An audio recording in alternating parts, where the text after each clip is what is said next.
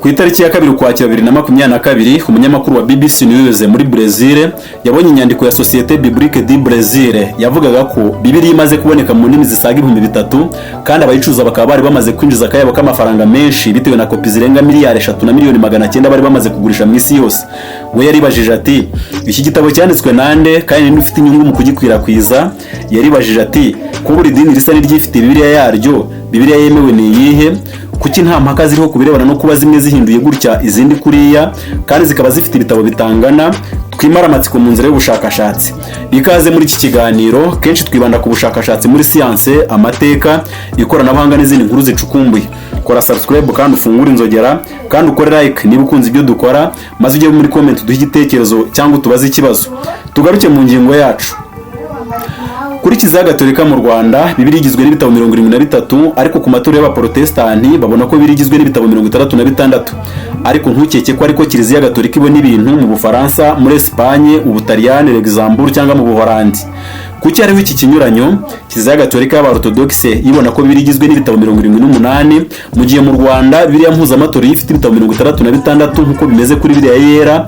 Kandi kuyindura mu Kinyarwanda ntabwo byatewe n'impaka zo kumenya ibitabo byemewe n'ibitemewe, ahubwo cyari kigenderewe byari gukoresha ikibonezamvugo cyumvikanyweho.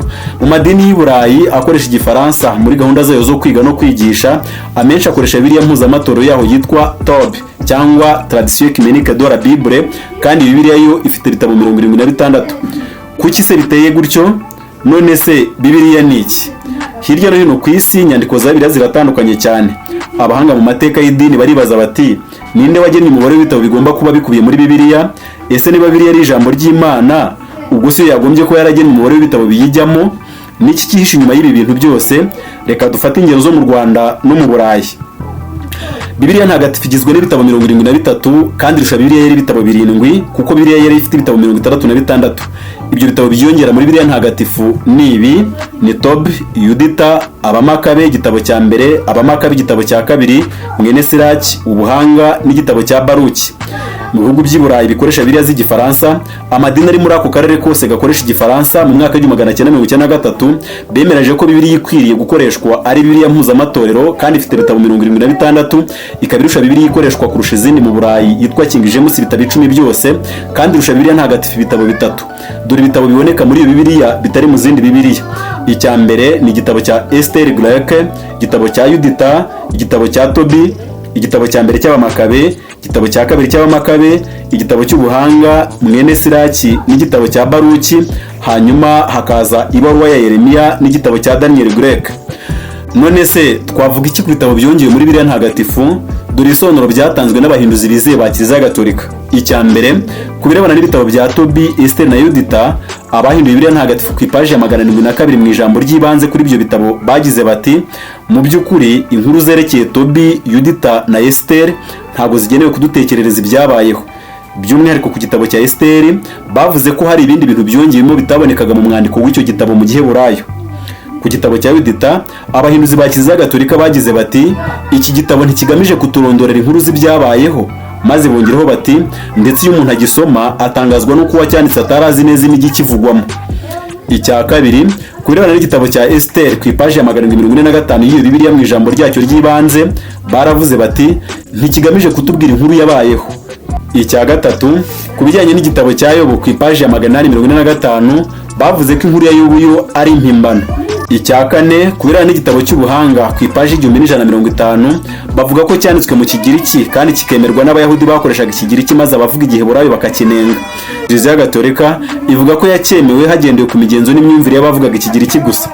Icya gatanu, kubijyanye n'igitabo cya Mwene Siraki ku ipaji 1145 mu ijambo ry'ibanze ryacyo, naho bavuga ko cyanditswe bwa mbere mu Giheburayo nyuma kigahindurwa mu Kigiriki, kandi bakavuga ko Abayahudi bo muri Palestine bavugaga Igiheburayo batigeze bemera icyo gitabo nk'ijambo ry'Imana.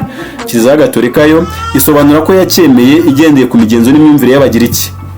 Ibi bitekerezo nibyo ushobora gusanga mu makuru yatanzwe muri ya Bibiliya mpuzamatora ikoreshwa i Burayi, cyangwa iyo usuzumye ijambo ry'ibanze rya buri gitabo muri Bibiliya zifite ibitabo birenga 66, urugero nka Tobu twakomojeho. Ibi bisobanuro kuri bamwe birahagije ngo bemere ko ibi bitabo hari impamvu zumvikana zatumye bidashyirwa ku rutonde rw'ibitabo byemewe bya Bibiliya, kandi bidufasha kwiyumvisha impamvu kuri bamwe zatumye bidafatwa nk'ibitabo bitahumetswe. Ingingo ikomeye kurushaho ni uko na Kiliziya aho yabishyize muri Bibiliya yagiye ivuga ko nta mpamvu yo kubigirira icyizere. Intiti mu bya Bibiliya akaba n'umuhinduzi wa Bibiliya witwa Jerome wabayeho mu kinyejana cya 4 mu gihe cyacu, yakoresheje ijambo Bibiliya yerekeza ku rutonde rwemewe rw'ibitabo bya Bibiliya mu Kilatini, abyita Bibliotheca Divina. Kuva ubwo ijambo Bibiliya ryinjiye mu kibonezamvugo cy'indimi nyinshi, ariko mu kinyejana cya mbere cyangwa icya kabiri ijambo Bibiliya ryakoreshwaga mu buzima busanzwe ariko riterekeza ku bitabo bigize ibyanditswe byera. Muri Yosuwa igice cya 13 umurongo wa 5 havugwamo abaturage bitwaga Abagebari, bongera kuvugwa muri Ezekiel igice cya 27 umurongo w'9, kandi ubuhinduzi bwa Septante bw'ubita Le Biblier cyangwa abaturage b'i Biblos mu Kigiriki, ukaba wari umujyi waruzwiho gukora impapuro zakorwaga mu mfunzo. Nyuma y'igihe ijambo Bibiliya ryaje gukoreshwa ryerekeza ku bitabo bitandukanye, inyandiko cyangwa imizingo hanyuma riza gukoreshwa ryerekeza ku bitabo byakusanijwe mu gitabo muri rusange cyaje kwitwa Bibiliya. None se ninde wagombaga gukora urutonde rwemewe Canon de la Bible rw'ibitabo bigomba kwitwa ijambo ry'Imana? Byagenze gute? Ibyanditswe bya Giheburayo, ibyo bamwe bakunda kwita isezerano rya kera, bigizwe n'ibitabo 39. Ninde wemeje urutonde rw'ibyo bitabo 39? Ibi birasobanutse dushingiye ku byavuzwe n'Abaheburayo. Mu Baroma igice cya 3 umurongo wa 1 n'uwa 2 hagira hati: none se Abayahudi barusha iki abandi, cyangwa gukebwa ku maziki? Babarusha byinshi ku buryo bwose, mbere na mbere nibo babikijwe amagambo yera y'Imana. Bisa naho mu kinyejana cya mbere Abayahudi bari bafite urutonde rw'ibitabo bemeranyagaho ko byahumetswe, kandi kibigaragaza ko babyemeranyagaho nuko byakoreshwaga muri gahunda zabo zo gusenga, kandi bigasomerwa mu rusengero no mu masinagogi ku masabato. Yesu kimwe n'abigishwa be mu byo bavuze cyangwa ibyo banditse bakundaga kubyifashisha iyo babaga bari kwigisha. Iyo Yesu yagiraga ati handitswe ngo mwumvise ko abakera bavuze ngo ese ntimwasomye, cyangwa ati ijambo rya data, kenshi yakurikizagaho kimwe mu bitekerezo byaga bikubiye muri za nyandiko za kera yemeranyagaho n'Abayahudi bene wabo. Ni nuko abigishwa be babigenzaga. Bite se kuheranye n'isezerano rishya? Hari abanditsi bavuze ko ibitabo byemeye by'ibyanditswe bya Kigiriki bya Gikristo ku rutonde rwabyo rwemejwe nyuma y'ibinyejana byinshi, rwemejwe n'idini ryari rifite imbaraga riyobowe n'umwami w'abami Constantine. Ariko kandi hari ibimenyetso bigaragaza ko atari uko byagenze. Umwarimu muri kaminuza wigisha amateka ya Kiliziya witwa Oscar yaravuze ati kwemeza urutonde rw'ibitabo bigize isezerano rishya ntibyigize bikorwa na konsili iyo ari yo yose ya Kiliziya cyangwa undi muntu wese. Ibyakurikijwe byari ibintu bigaragara kandi byumvikana.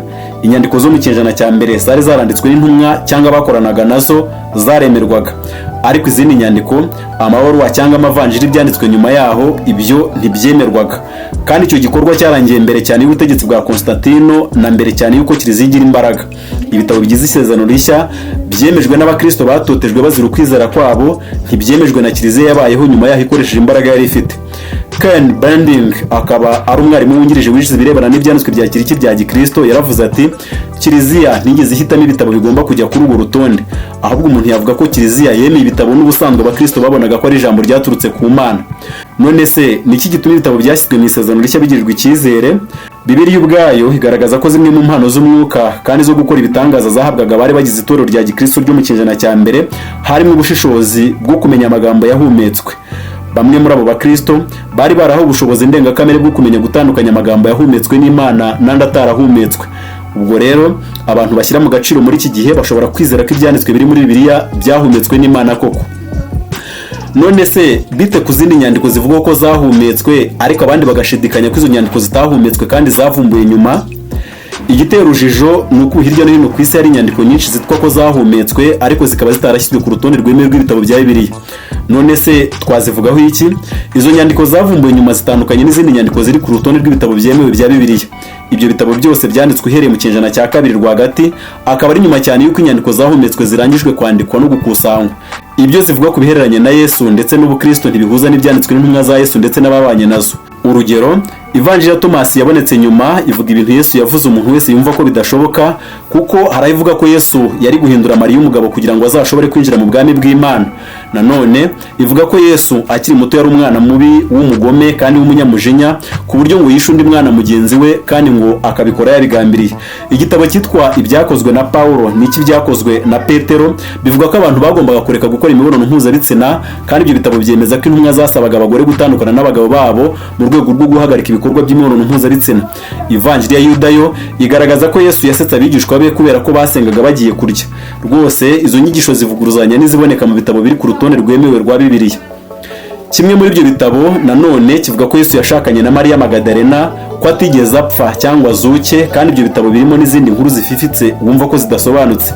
Nizere ko wamaze gushyira igitekerezo cyawe muri comment. Kora subscribe maze ufungure inzogera, maze ukore like kandi wemere duhinira iki kiganiro cyacu. Naho ubutaha.